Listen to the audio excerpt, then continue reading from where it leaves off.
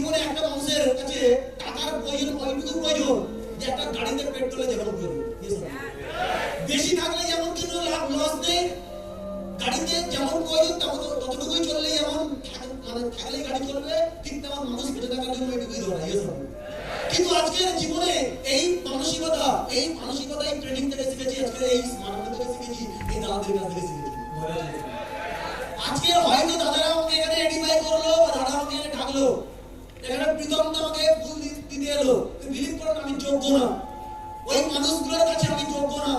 কারণ আজকে যদি বলা যায় আমি কে, আমি হলাম একটা মাটি, বাট ওই মাটি সবাই মারিয়ে চলে গেছে, জীবনে সবাই মারিয়ে চলে গেছে, কিন্তু ওই মাটিটাকে তুলে একটা আকার দিয়েছে এই মানুষগুলো।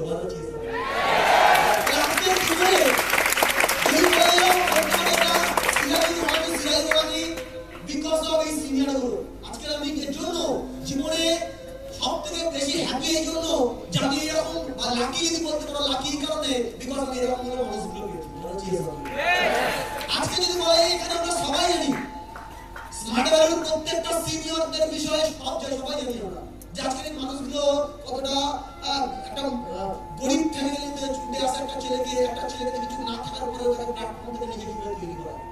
তো সেম আমি যখন সিস্টেমে আসি বা আসার আগে যদি বলতে পারো, আমার ফ্যামিলি ব্যাকগ্রাউন্ডে এরকম একটা ব্যাকগ্রাউন্ড ছিল, যে ফ্যামিলি ব্যাকগ্রাউন্ড থেকে দিন এরকম একটা ব্যাপার। এবার আমি যখন এইটা পড়ি তখন আমার বাবা আমাকে বলে দিয়েছিল যে আমি আর তো খরচা বন্ধ করতে পারবো না, যে আমি তো খরচা বন্ধ করতে পারবো না, তুমি এক কাজ করো, কিছু করো, পরে ইনকাম করো, আমাদের সংসার মধ্যে চলবে না।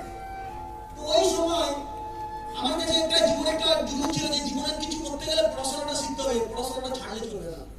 আর আমাকে যদি সব থেকে বেশি সাপোর্ট করেছে সেটা আমার মা। আমি দেখতাম সংসারটাকে চালানোর জন্য আমার মাকে কি না কি করতে পেরেছি, লোকের জমিতে ঘাস তোলা কাজ করা থেকে শুরু করে 70 টাকা 60 টাকা রোজ মানে জন্মজুরি খেটে সংসার চালানো। আর ওই জায়গায় দাঁড়িয়ে জীবনে আমি 8 এর পর থেকে পড়াশোনা ছাড়িনি, আমি জীবনে এমন কোনো কাজ নেই যে কাজগুলো মানে করিনি, সেই কাজগুলো করে ইনকাম করে পড়াশোনা চালিয়ে গেছি। টিউশন করতাম, দিনরাত করে টিউশন করতাম, কেন? কারণ আমার পড়াশোনাটা করতে হবে। এই করতে যখন মাধ্যমিক পাস করে তখন আমি ভাবলাম যে মাধ্যমিক পাস করে যে মাধ্যমিক এলাম না, এইচএস কমপ্লিট করতে হবে। এইচএস কমপ্লিট করলাম যখন মনে করলাম না এইচএস এনাফ না, আমাকে গ্র্যাজুয়েশন কমপ্লিট করতে হবে। গ্র্যাজুয়েশনটা কমপ্লিট করে যখন পুরো মার্কেটে গেলাম চাকরির জন্য, আমি ওখানে বুঝে গেলাম যে এতদিন যে পড়াশোনা করেছি এর থেকে যে মানুষটা টোটো চালায় বেশি ইনকাম, এর থেকে যে মানুষটা লেবারি কাজ করে রাজমিস্ত্রি কাজ করে ও বেশি ইনকাম করে। আর ওই দিন একটা হতাশ হয়ে বাড়ি ফিরছিলাম, জীবনে আমাদের জীবনে কোনো স্বপ্ন রইল না, এবার আমাদের জীবনে কিছু না কিছু করতে হবে, ওই রিক্সা অটো বা কোনো রাজমিস্ত্রি কাজ কোনো সবজি এসব করতে হবে। আর ওই একটা হতাশ করে যখন বাড়ি ফিরি, বলে না তুমি জীবনে কি করছো না ইম্পর্টেন্ট না, ওগুলো সব শিফট করে রেখেছে, তুমি তোমার রাস্তায় চলো, ঠিক তো রাস্তায় উঠে যাবে, এসব লাগে না। ওই সময় আমাকে দেখা হয় অসাধারণ একটা পার্সেন্ট আজকে ডিস্টার্ব দিতাম সাধুদের সঙ্গে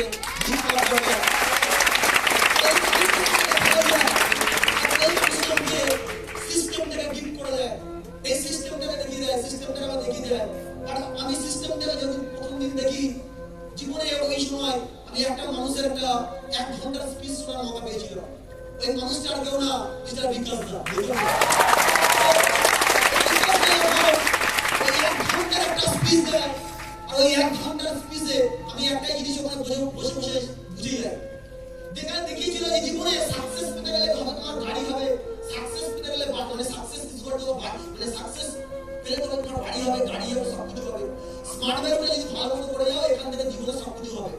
যদি তোমার জীবনে 50 লাখ টাকার গাড়ি কিনতে যাও এখান থেকে হবে, জীবনে তোমার লাক্সারি গাড়ি সব হবে, A to Z সব হবে। বাট আমি এত কিছু শিখে এত কিছু শুনে যে টাকার লোভ, গাড়ির লোভ, এরকম কিছু আমি ফিল করিনি। কেন? কারণ আমার জীবনে একটা জিনিস বুঝেছিলাম, মার্কেটে যখন গ্র্যাজুয়েশন কমপ্লিট করে যখন সার্টিফিকেট নিয়ে গেলাম 10,000 টাকা বেশি চাকরি, 8,000 টাকা 10,000 টাকা বেশি দেবে না বলেছে। তো সেখানে দাঁড়িয়ে আমি যখন দেখছি গাড়ি হবে 50 লাখ টাকার গাড়ি, বাড়ি, বাংলো, কি চাই, সাকসেস, লাক্সারি লাইফ সব পাবে। বাট আমি ওই দিন সামনে বসে বুঝেছিলাম এটা যে সাকসেস তাদের জন্য হয় তাদের কাছে কোয়ালিটি নাকি না, সাকসেস তারাই পায় যারা দেখতে হ্যান্ডসাম, সাকসেস তারাই পায় যাদের কমিউনিকেশন খুব সুন্দর, তারাই পায়। আমার দ্বারা হবে না। বাট আমি ওখানে দাঁড়িয়ে বসে বসে এটা বুঝছিলাম যে আমি তো সাকসেস জিন্দেগিতে পাবো না। বাট আজকে যে মানুষটা আজকে সাবজেক্টটা ডিসকাশন করছে, এই মানুষটাকে সাকসেসফুল হওয়া যায় দুনিয়া কেউ আটকাতে পারবে না। কিন্তু ওই যে ওখানে বসে বসে এটা বুঝছিলাম আজকে এই মানুষটা জীবনে সাকসেসফুল হবে গ্যারান্টেড। আর এই মানুষটার হাতটা যদি আমি ধরে থাকি, ওই মানুষটা কোটিপতি হবে গ্যারান্টেড, আমি লাখপতি হয়ে যাবো।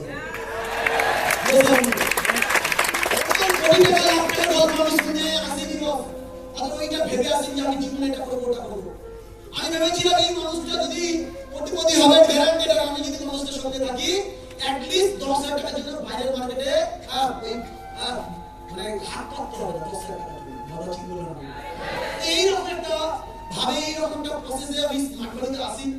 বাট স্মার্ট বাড়িতে যখন আসি, আসার পরে আস্তে আস্তে স্বপ্নগুলো দেখেছি, স্বপ্নগুলো দেখতে শুরু করেছি। কারণ এর আগে জীবনে স্বপ্ন দেখি কেন? কারণ ছোটবেলা থেকে এটা সবাই জানি আমরা যে আমরা গরিব ফ্যামিলি থেকে একটাই বাক্য আমাদের মুখে ভেসে আসে, কানে ভেসে আসে, বাবু স্বপ্ন দেখবো না। কেন? স্বপ্ন দেখলে অনেকে এটা বলে যে ছেঁড়া কাটা শুয়ে লাখ টাকা স্বপ্ন দেখবো না। কেন? স্বপ্ন দেখবো না। হ্যাঁ কি রে? আমরা অনেকে এরকম শুনতে যাই যে আমি তো আদায় বাড়ি জাহাজের খবর শুনতে যাই। হ্যাঁ কি রে?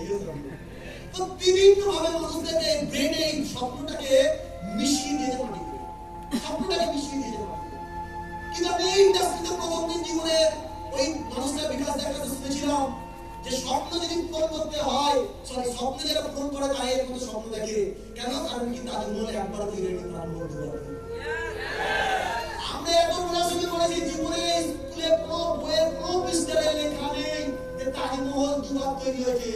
আর ওই মানুষটা ওই দিন প্রথম দিন শুনেছিলাম তাজমহল একবার না, তাজমহল দুইবার তৈরি হয়েছে। একবার মানুষের মাইন্ডে আর একবার হাঁটিয়ে দিয়েছে।